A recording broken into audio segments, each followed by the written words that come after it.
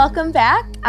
Christine and Patsy here. Namaste. We are so excited to be with you guys today. We are diving into the last chakra, Sahasrara, which is our crown chakra. Yes. 1,000-petal lotus. Beaming. Beautiful. Yeah.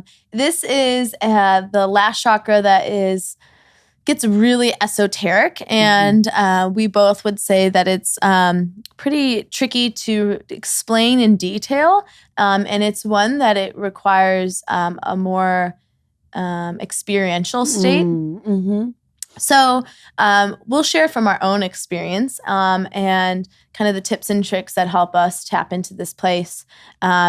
If we think about all the chakras from the root, from the earth, and all the way up, and now we're ending at this 1,000-petal lotus, it's pretty beautiful to think about because the lotus, in order to grow, obviously needs roots. So even though it's really esoteric, this chakra is amazing because it is also connected to the earth, and it's not neglecting its foundation, its roots. Yes. And so from the roots, from the earth, from all the work on up through the chakras, we can expand our consciousness. Absolutely. And I love that you use the word connection, because I think that that's like the biggest thing that this really is about, is connection with, as you said, our roots, but also every living being on this planet. Yes. Yeah. And it takes us, this chakra helps us shift our awareness, our consciousness of thinking if life is just like me, myself, and I, rather than this holistic approach of unity and universality, which is being not just alone and isolated, but seeing we're all in it. Yeah. Yes. We're all connected. Yes. We're all in this life experience together. Yes. And so, it's one of those things of when I feel sorrow, like that's connected. When I feel joy, it's connected. I think of this one really intertwined with both namaste. I honor the light inside of you. I acknowledge it. And through that light, we're one. Yes. And then also Om, the vibration of life itself. Yes. Yeah, that runs through all of us. Yeah, that cosmic energy that has been happening since before the human existence. And it will continue to move on and through not just our short period of life here, but it, happens continually. And that's why I think the word namaste, like you brought in, is really a glimpse into what this last chakra is about, is acknowledging and seeing that light and love within each and every person, even if you have different perspectives and experiences and political beliefs or religious beliefs. I think that that's something that really fascinates me is, people are, there's groups of people who are like truth seekers, and whether that's religion or food or fitness or a certain kind of fitness path or a right way or wrong way of diet or whatever it is, we can get really dogmatic and we get rigid in our belief structures. And almost judgmental. Yeah. You're right. No, actually not almost. It is. Yeah. It definitely can be. And I think it isolates us. Whatever it is, whatever belief system we have, the intention can be really positive. Like, I'm going to get really strong or healthy, or I'm going to get really religious and spiritual and connected. And in then doing so, I think we put ourselves in a box. Yeah. And we're like, this is it. This is the right way. And we close our senses off to hearing anyone else's experience or perspective. Yeah, and growing. Yeah, exactly. You're just stuck in that box when you do that. Yeah. And I think that's, it could go both ways with that being excessive and deficient with that, what you're talking about. Because excessive, maybe you're so spiritually addicted that you're not going to be connected to the roots and the connection with other people, because it's just, that wheel is spinning so fast so you're that all you're up in the clouds. Yes. Yeah. Yeah. And, spiritually addicted, maybe like even addicted to hallucination, you know, like psychedelics, you know, that sort of, like a totally different realm, not really connected with reality. Yes. And then if it's moving too slow, it's kind of the same thing where you're saying that maybe there is no higher vibration. There is no connection. You know, it's deficient of, you know, even recognizing that connection between us all. You're totally right. And it's, you see it in people too, and conversations you have with people who get really in the clouds, and you're like, let's bring it back down to earth. Or people who are really closed off to even the ideas or conversations, discussions about divinity or the universe or your higher self or that collective consciousness. And those people are very shut off. Yes. And, you know, it's so interesting because I think everything is impacted by our experiences.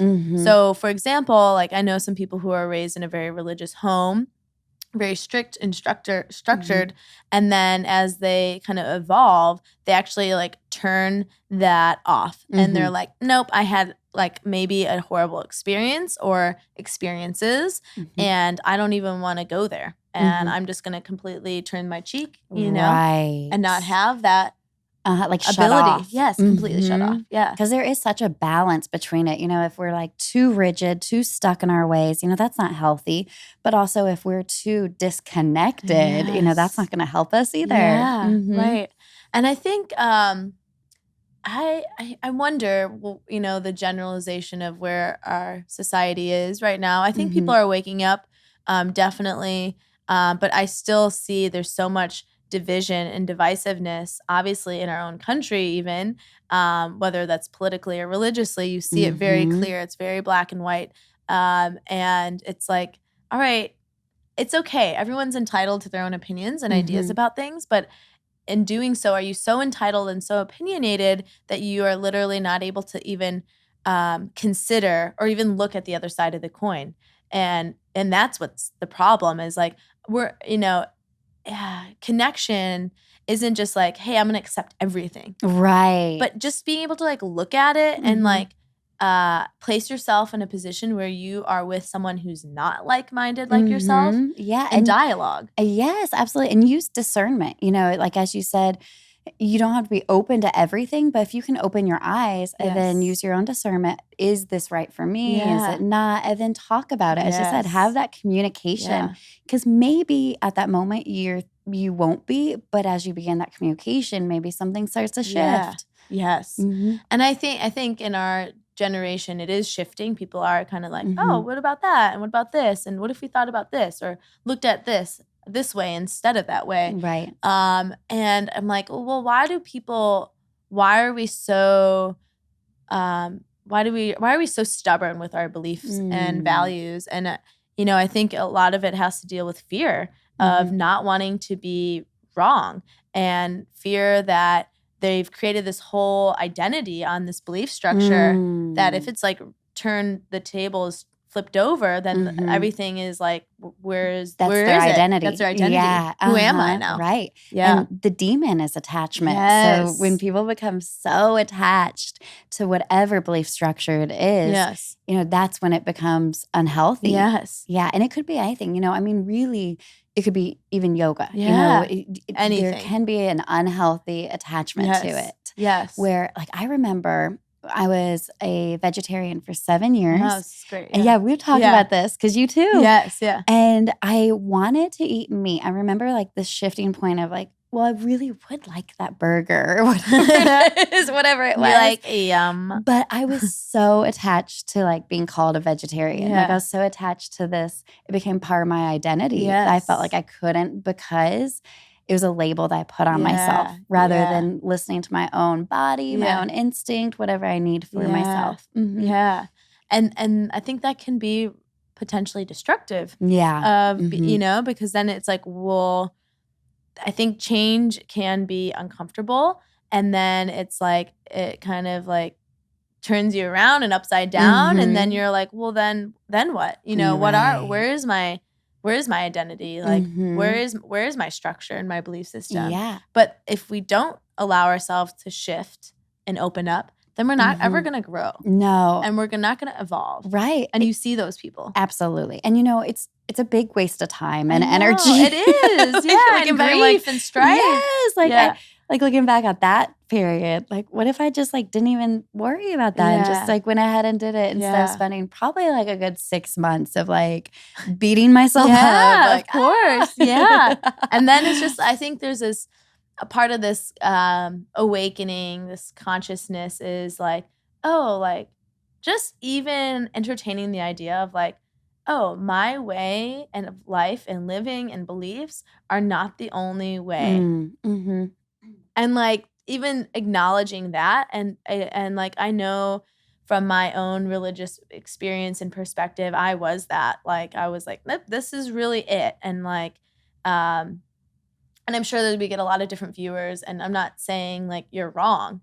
I'm just saying, but what if there's something else that can maybe even enrich your perspectives of where you are right now, and not take away from it. Oh, absolutely. You know? Not harm you. You know, it's not about saying, well, you're wrong and this is right. It's about just like opening up your eyes to all these different spectrums, like the colors. You know, I like, I think you said a minute ago, black or white. Yeah. A lot of people look through lenses of just black or white, but there's so many different shades in between. There's so much going on that we're not seeing. And it's so much more beautiful and vast. And I'm so grateful that we're not all cookie cutter and the same. And for me, I'm really interested and excited about connecting with other people who have different stories. So different. And beliefs and values, because I'm like, oh, I never even thought like that. I know. And to see how different people live. Yeah. Like, from culturally to even just genders. Yeah. Yeah. What's going on with you? What do you think about it? I think it's fascinating. And I think I'm really realizing that attachment is a powerful force. And we have the choice to feel attached and to let life or our beliefs make us have that attachment. Or we can say, you know what? No, like I don't want to live like that, because that also breeds fear and like insecurity and like closes you off and just like, you know, not just opening up. Like if you think of a lotus flower, which it means 1,000-petal lotus, it's like opening itself, like this vulnerability and exposure of like, hello, here I am. Right. And knowing that it might not be easy. Like the lotus grows in the mud and the muck, you know. It's not this like easy journey of just like swaying in the wind. It can be if you allow yourself, you know, but sometimes it is going through the mud and the muck and realizing these layers inside of you that are keeping you closed off because you're so attached to them. Yes, you're right. And the opposite, so that's the demon of the chakra, but also it goes hand in hand with the quality of aversion. So sometimes we're not necessarily attached. Maybe we'll go the opposite and we're like totally averting. And we're like, no, you know, like, no, I'm not even going to look at it. Right. I'm going to ignore it. Yeah. I'm not going to even like, look at it. I'm going to taste. That's not even for me. Yeah. And that's like almost in itself being attached. It is. To your own idea. Right. So they really go hand in hand. Absolutely. And I think there was a period of time where I was like that. I was like, I have my truth. I know this is right. That's wrong. Right. And I'm so confident and assured that this is it, that I don't even want to entertain those ideas. But really it's like, well, why not? And it was it because I really thought I was right, or is it because I was worried that my beliefs and values were going to be turned upside down, potentially? And that's scary. Yeah. You know, it's understandable to be fearful of that. Yeah. Because that can be a big step. Yeah, exactly. So one teacher of mine years ago said something that has always stayed with me. And he said, I want to always be able to put my beliefs on the table, an open and shared conversation. And I want other people to feel that same way so that we can have the dialogue and to grow together and to understand each other more. Yes. Oh, that's where you're coming from? Oh, so I don't have the natural inclination to just come from judgment. Oh, I know. And it helps you to find more compassion. Yes. Okay, if I can understand that, then I can have some compassion. Yeah. You're right. This is the way it is. Yeah. And what's cool about this chakra too is, so we talked about each deity at each chakra, you know, the god or goddess that's that's, intertwined with it, relates to it. And this one is all of them. Yeah. So instead of saying, okay, it's just this, it's saying it's all of us. Yeah. It's everyone. It's all encompassing. Yes. We're not leaving anything out. Yeah. And exactly what you do, where you go, and everything is it. Yeah. And it's like waking up to, wow, like seeing it all as one. I really like this analogy that we are all a drop in the ocean. We're all unique and different in our experiences and perspectives, but we're all part of the same. Yes. And I think what happens is we think that we're alone and isolated, and the ego gets in the way, and we're like, oh, I'm better. I'm awesome, and you're not, and you're down there. Or I'm shit. Yeah, I don't mean anything in this world. Right. It goes both ways. It really does. And then it's like, well, actually, like whether you're alone and you're feeling like shit, or you're alone and you're feeling a huge power trip, it's like, but whether you can feel empowered if you're feeling lonely, or humbled a little bit if you're feeling this power trip, is like, but all that energy is the same. It's all one. It's just manifesting in different ways. And it makes me bring up the point that whenever we do meditate in groups, or, we Om in a group, it's that vibration, you can touch it, you can feel it, and it changes the world. That's why we come together. Yeah. Yeah. And it's powerful. It is. And that's, again, I think I've shared this before, but teaching in a public class, or, with a large group of people is so uplifting. Not only are everyone moving and breathing together, but I take a moment. I'm like, wow, everyone has such different stories and different ideas about life, and we're still connected. It's almost, witnessing a celebration of life itself. And not a celebration in a sense where we're always so happy, but we can celebrate through the rough and nitty gritty times too, because that means we're alive. We're feeling, wow, I have these deep emotions that can, really bring out a different sense of who I am. Yeah. Yeah. And I think that's also the beauty of surrounding yourself with people, not only that are not like-minded, but they are like-minded, because you can also expand your ideas and your horizons and talk about the perspectives and values that you do hold true to you. And like, let's kind of dive a little bit deeper of like, well, why do you think that about that? And it's uplifting. And life isn't meant to be lived alone. Even if you're living alone, like surround yourself with people who are going to inspire that. Put yourself in a situation where you're going to be around group energy, because it will change you. Or even an animal, plants. Yes, some living being that will remind you that you do have that connection, that you guys are alive. Yes. Yeah, and that just goes back like creation is the expression of the highest self, of that collective consciousness, of divinity. And I think that's why like a child,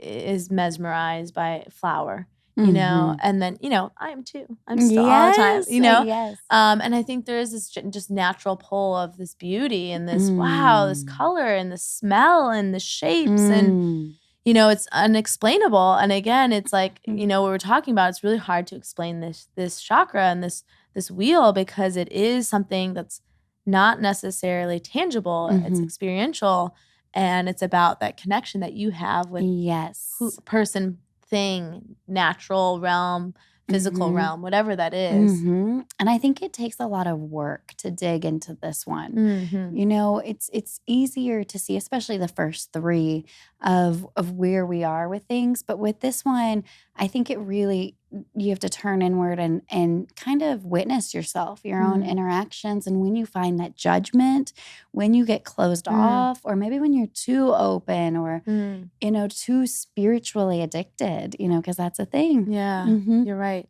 Yeah. And I think it comes back to our root chakra. Like the lotus can't grow without the roots. And it's like, stay grounded, but open yourself up. Have your values and your truths, but then open yourself up to maybe new perspectives. Absolutely.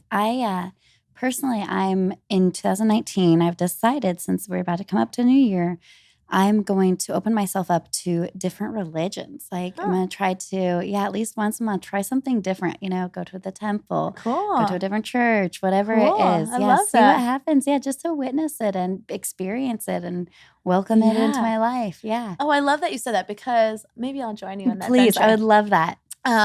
Because the work of the chakra is knowledge and learning, and that's something that I've been pulled to in these recent weeks, actually, is just hungry to read.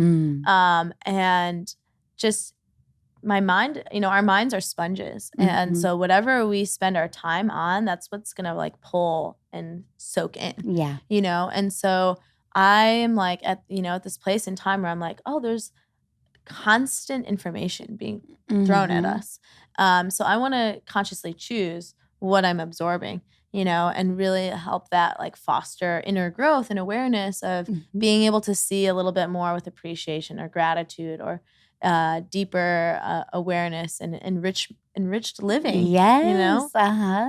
Yeah, instead of being closed off or, unwilling. Or unaware. Even. Unaware. Yeah. And so I think with this is like ways to expound and help this wheel grow is, what Patsy's doing. Go out, maybe go to a different temple or a different kind of church, or a different meditation center. Maybe go to a brand new circle of friends, a different kind of meetup, or go maybe outside. Take a class on something that you'd be like, no, especially for knowledge, maybe a theology class, maybe a class on a certain religion, whatever it is, but something that usually you'd say no, like a hard no to. See how it feels to tiptoe into it. Yeah, and just get your toes wet. Doesn't mean that it has to change you. You can let it, or you don't have to. Right. It just maybe, and that also might, going to a different class or a different kind of place of worship might also challenge you in a good way of digging deeper into your own original beliefs, which might heighten them and deepen them as well. And, I really come back to nature, like spend time outside, be around trees and plants and the earth and dirt, and get away from concrete and skyscrapers and just the hustle and bustle of cars and traffic and the noise, and witness the sunrise or the sunset and be with it, sit with it. Yes. I know we talked about this in the last podcast, but something that is totally helping me is more and more I'm driving with just nothing on. And I just like, and just to sit with your thoughts. I think, some people have are constantly thinking, and actually need to like slow it down a little bit and maybe do a little bit more breath work, meditation, restorative yin classes. And then there's people who are just like constantly flooded by stimulation, noise, TV, social media, work, nonstop, people. Can't focus. And so just to close it off a little bit. So you can tune in a little bit more, and see what's going on. Yeah. Beautiful. So we'll wrap up with the chakra, but we're going to lead you guys through a little meditation that guides you through all of the chakras, so that you can kind of come back to this podcast as a guiding point to find like a holistic approach to checking in with your inner worlds, to help you be grounded and to be honest and have some introspection with yourself. So just find a nice cozy seat and let your eyes close. Maybe roll your shoulders up to your ears and relax them back down. Let your eyebrows soften and your eyes relax. And find length in your spine to the top of your crown, rooted through your sitting bones, and gently engage through your core. Feeling balanced, supported, present, connected. And then just take a slow inhale and release. Doing that twice more.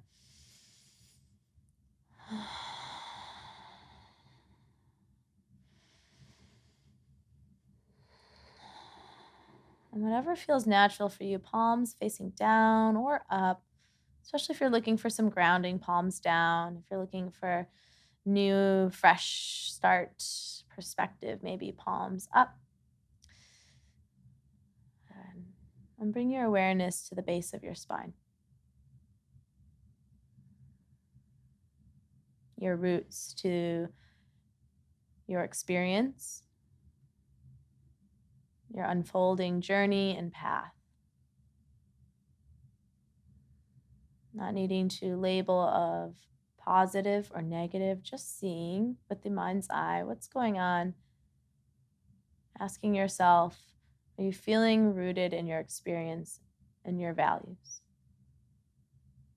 Do you feel secure and stable, taken care of? I ask you to consider just being honest without any judgment. And then in your mind's eye, in your heart and or out loud, just repeat the words, I am grounded. I am grounded. One more time. I am grounded. Just coming back to that, the sensation, maybe even visualize tree roots digging into the earth. Maybe visualize, maybe light almost traveling through the roots as if it was nourishment towards your being, feeling sustained and provided for.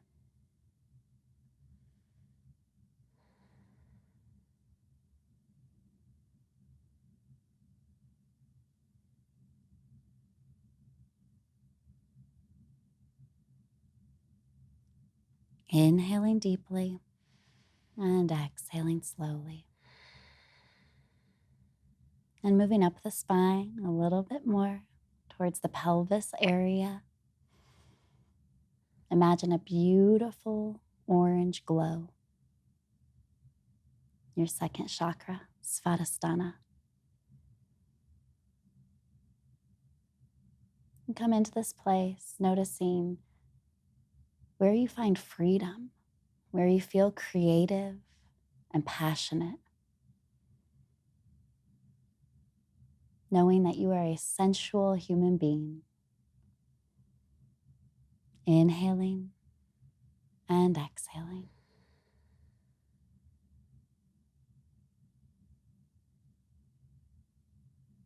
I am creative. I am passionate. I am free. I am creative. I am passionate. I am free. I am creative. I am passionate. I am free. And know that you can move through life with a sense of going with the flow, a sense of sweetness.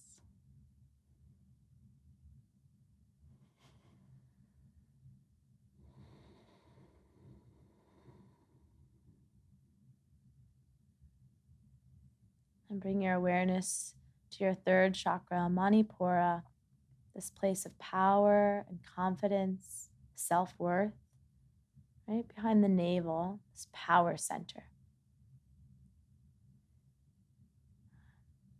Visualizing light yellow, beaming bright like the sun, powerful, radiating throughout your being, maybe even sitting a little bit taller in your seat.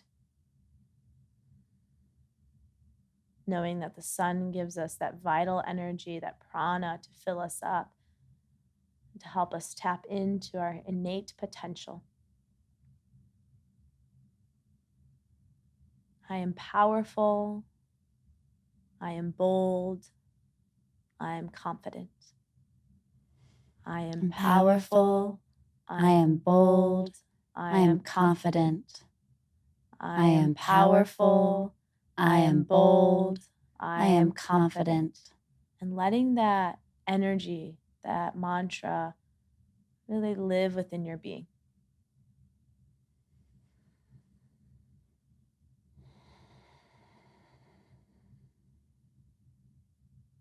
Bringing your awareness to the space around your heart. Feeling that space, in the middle of your chest, between the shoulders, between your arms, in the front and the sides and the back. And send your breath to that area, Anahata. Think of a gorgeous emerald green light. This green light that represents your own love, represents forgiveness and compassion.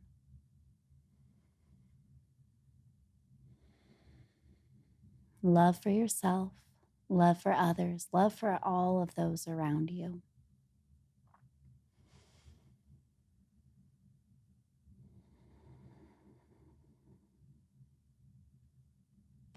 I deserve love, and I give my love freely. I deserve love, and I give my love freely. I deserve love, and I give my love freely. I deserve love, and I give my love freely. Without holding back, you can live in such a place of love every single day.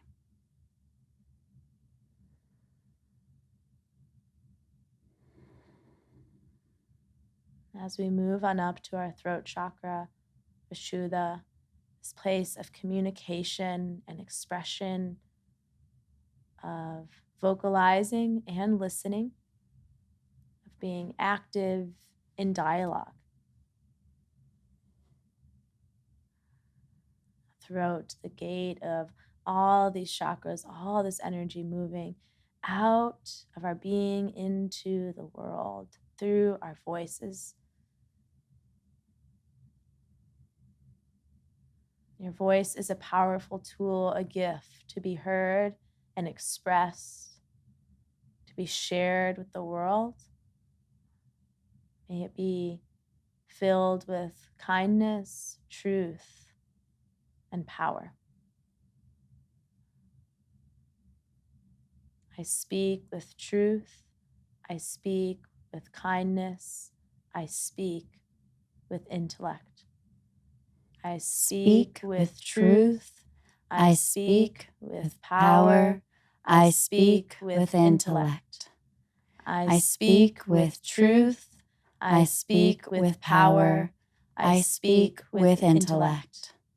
And know that energy lives within you, and tap into it and let it move through you, through your voice.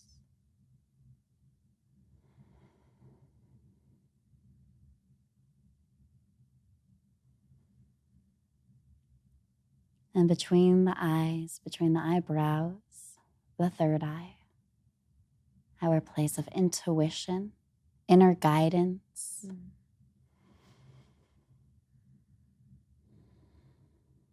This place that guides you. And when we listen to it, we truly can be led on our own authentic path.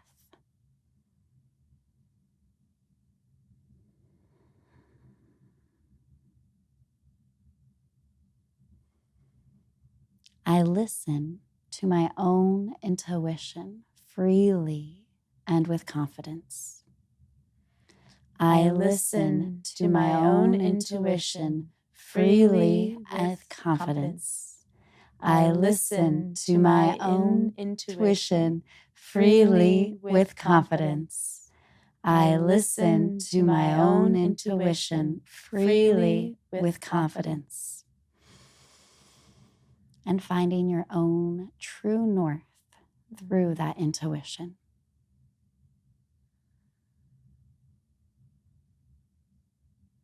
As we move the energy upward to our crown chakra, Sahasrara, this place of the highest self-realization, whether that's the universe, the divine, higher power, or maybe just unity with all living beings, feeling connected to Source, empowered, enlivened, filled with vitality, open to new ideas, opinions, experience, perspectives. Opening your mind to receive so that we can grow and evolve, to uplift the whole realm of consciousness that we are all a part of.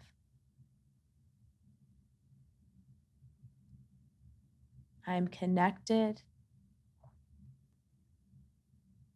and I am led. I am connected, and I am led. I am connected, and I am led. I am connected, and I am led.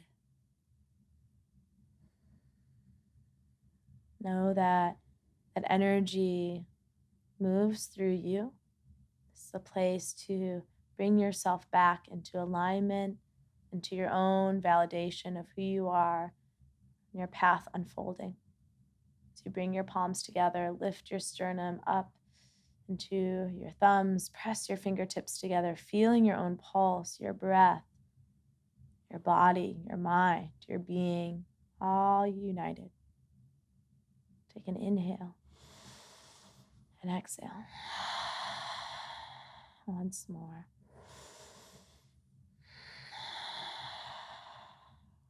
And from the core of our beings, with love and light, we always say, Namaste. Namaste. Thank you all so, so much for sharing this chakra journey with Patsy and I. We'll be back for more rich and rewarding conversations. We hope this supported you on your path. Yeah, and stay tuned with us. Stay connected. Yes. Comment for us. Yeah. Anything that you'd like to do to reach out, we're here for you. Yes. Be well, yogis. Namaste. Namaste.